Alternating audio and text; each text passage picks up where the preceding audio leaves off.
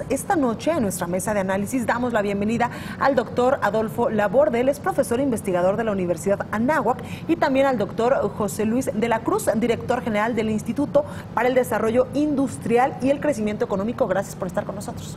Gracias. Pues hace unos momentos nuestro compañero Amílcar, quien ha estado pues muy puntual siguiendo todas esta séptima ronda de las negociaciones, nos decía que posiblemente podría haber una octava en el mes de abril. ¿Tú lo ves viable? Bueno, es una necesidad, no es que los presidentes quieran hacer eso. Hay muchos elementos pendientes en los capítulos, hay muchos elementos que no creo que se cierren en esta ronda por las cuestiones técnicas, por las cuestiones quizá que van un poco más allá de la propia lógica del Tratado de Libre Comercio y que son las políticas comerciales de los Estados Unidos, que pueden afectar, por supuesto, el funcionamiento del Tratado de Libre Comercio. ¿Usted lo ve viable, doctor?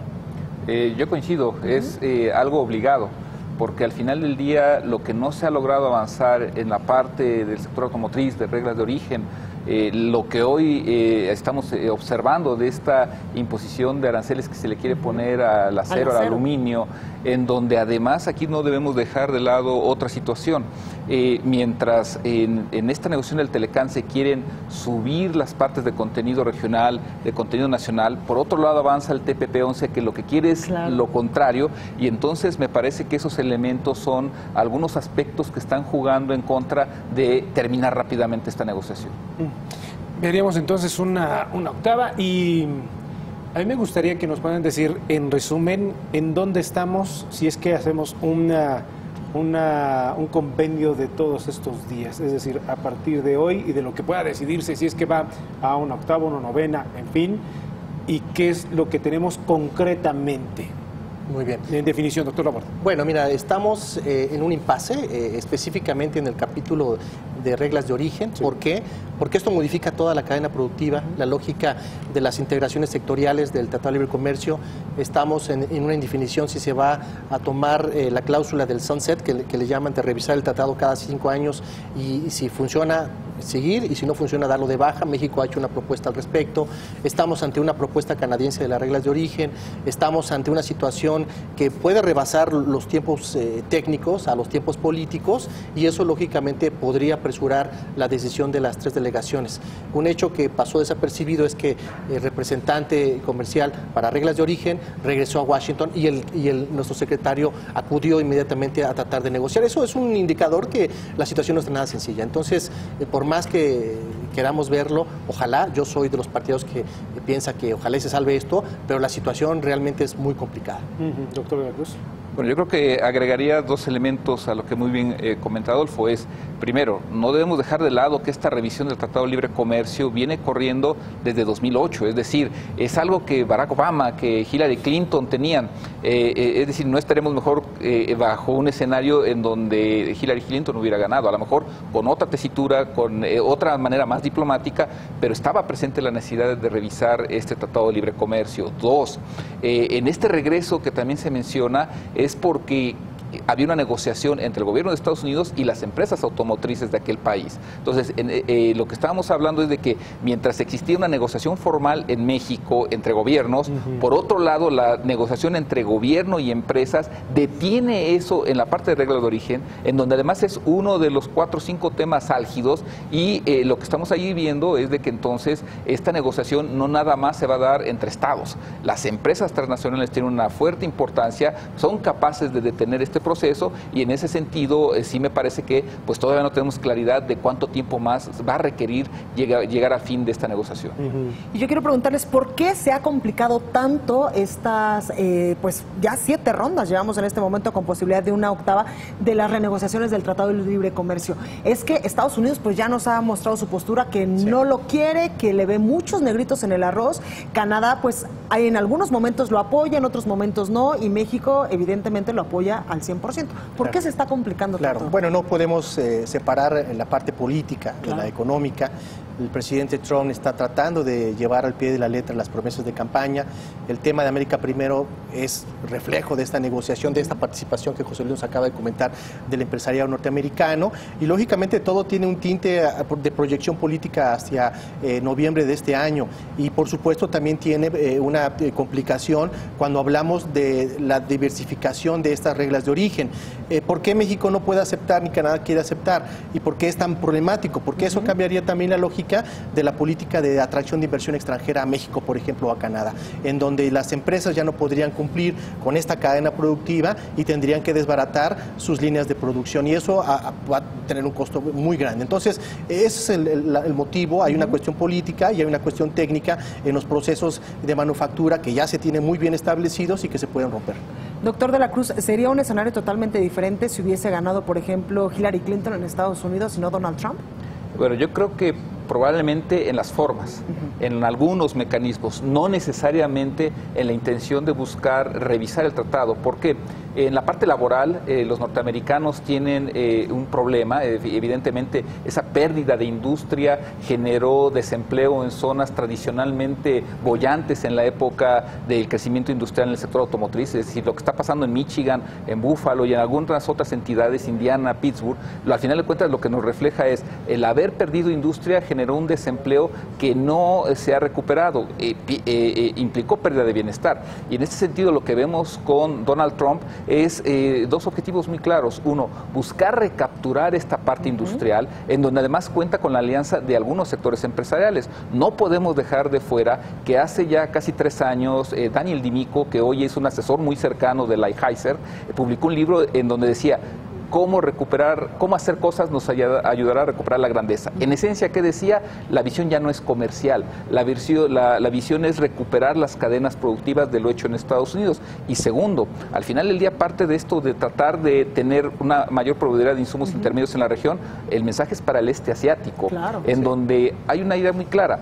Hoy la visión 2025 de China es hacer el 70% de lo que hace con contenido nacional. Exacto. Y es parte de lo que intentan enfrentar los norteamericanos. Ahora que llevaron este tema en el ámbito político, me gustaría preguntarles, ¿qué tanto puede aprovechar Estados Unidos la situación de donde está México, que estamos en un periodo electoral? Esto para negociar, para amagar, y de ahí que se puedan tomar decisiones complicadas ante ese amago, o por un lado, o por otro, que pueda tener la delegación mexicana la posibilidad de decir: aguanten, dejen elegir y después continuamos. Comienzo con usted, doctor. Bueno, al final del día los norteamericanos tienen una visión muy integral, nos conocen perfectamente, saben que es un momento, si me permiten la expresión, de cierta debilidad política. Hay un área de oportunidad de un gobierno que sale en donde la posición que inicialmente se adoptó en nuestro país quizás no fue la más adecuada, de querer defender a ultranza la visión comercial del Tratado de Libre Comercio. Me parece que si hubiésemos aprovechado para generar una plataforma más propositiva, de generar una mayor integración productiva de América del Norte, reconocer que al final del día le vamos a tener que ceder mayor contenido regional, un mayor contenido regional que existe en el este asiático. Allá la integración de insumos intermedios rebasa el 60%. En la Unión Europea el comercio entre estas naciones es el 70% del total. Entonces, si hubiésemos partido de algo más propositivo, me parece que le habrá facilitado al gobierno, y evidentemente que hoy Estados Unidos puede estar manejando los escenarios políticos en donde además pues se ve que una de las opciones que no es necesariamente la de gobierno actual, tiene una ventaja clara. Doctor Laborde. Bueno, los resultados ya los vimos hoy. Renunció la embajadora de los Estados Unidos. Ese es el primer golpe. ¿Por qué? Porque a los ojos del señor Trump no estaba cumpliendo con la defensa de los intereses de los Estados Unidos en México. Tiene que poner a una persona que haga lo que el señor Trump diga. ¿Qué quiere decir? Presionar políticamente, que actúe, que opere políticamente con los diferentes actores políticos en México. Hablo de los partidos políticos, hablo de las áreas de relaciones internacionales de los partidos políticos y, por supuesto, con algunos sectores de presión o grupos de presión. Entonces, vamos a ver al nuevo embajador, quizá dentro de un par de meses, que va a operar, se va a dejar sentir y va a dejar un poco el papel diplomático, que lo estaba haciendo muy bien la embajadora Roberta, pero va a dar paso hacia un brazo muy fuerte de lo que serían los intereses del señor Trump y su... Déjame plantear esto. ¿Qué pasaría en medio de todas estas renegociaciones si ganara Andrés Manuel López Obrador? Bueno, me parece que la relación México-Estados Unidos y Canadá es una relación compleja, es una relación que va más allá de personajes. Sin embargo, también hay que entender que hay una serie de momentos políticos. No es lo mismo México antes de las elecciones que un México después de las elecciones. Y si gana un personaje u otro, va a ser totalmente distinto. Sí, yo creo que la relación está ahí.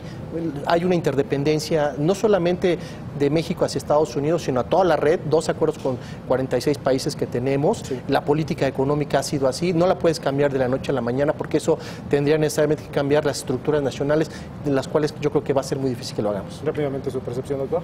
Bueno, a mí me parece que finalmente coinciden en algo. Al final del día, en ambas propuestas lo que quieren es recapturar inversión productiva, generación de empleo en la zona. Entonces, probablemente no les sería tan incómodo porque lo que buscan es generar empleo. Entonces, quizás hasta lo que queden generando es mayor sincronía. Y en este sentido tocaron pues un tema importante. Hoy anuncia Roberta Jacobson que se va de la embajada o de la representación de Estados Unidos en nuestro país. Dice usted, doctor, que viene un embajador más aguerrido, que va a defender más los intereses de Estados Unidos. Y ya le preguntaba Héctor, ¿qué pasaría si ganara en dado caso, pues Andrés Manuel López Obrador? Pero yo les pongo otro escenario, con un embajador más aguerrido y con otro presidente, por ejemplo, con Ricardo Anaya, con José Antonio Meade, ¿cómo sería el escenario? Bueno, repito, hay una serie de intereses que están ahí, que no se pueden romper.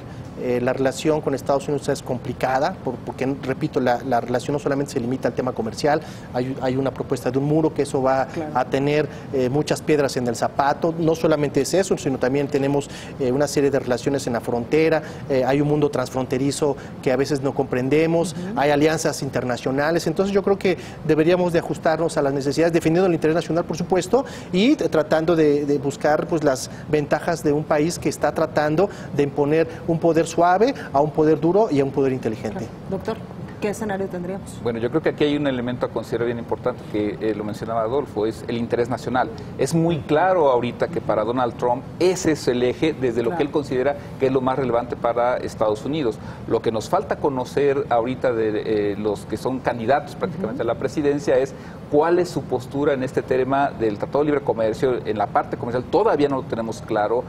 Cuál es, asociado con esto, su estrategia de política industrial y sobre todo cuál es su visión de lo que creen que es mejor para México, es decir, cuál es su visión del interés nacional, para sobre de eso poder tejer cuáles podrían ser los distintos puentes de comunicación hacia esta relación muy complicada, pero muy integral con Estados Unidos. Exacto. A estas alturas, y ya casi para terminar, veamos, ¿ya ha esperado la ruptura tan anunciada o no? Bueno, es un juego de negociación política. Estamos en eso, ¿no? Estamos en un juego de estira y afloja. El estilo de negociación del señor Trump es apostar alto. Nosotros estamos en el tema de la inacción para ver si ganamos, pero los tiempos están ahí y se tienen que tomar decisiones. Me parece que todavía no es probable que eso ocurra, pero ya existe la primera presión. Eso de que el representante automotriz haya ido a tomar una reflexión y que eso haya provocado que nuestro secretario esté de visita por allá, evidentemente que lo que refleja es de que ya hay un elemento de tensión que, si bien no es una ruptura, sí es un mensaje muy claro de que la salida no va a ser fácil. ¿El dólar aguantará? Exacto. Pues se ha mantenido el tipo de cambio. Hoy un poco cayeron las bolsas, pero eso se debe al anuncio de los aranceles, al acero y al aluminio, y seguramente pues tendremos alguna resistencia de nuestro peso, pero no sabemos cuánto nos aguante. Bueno, pues este tema va a dar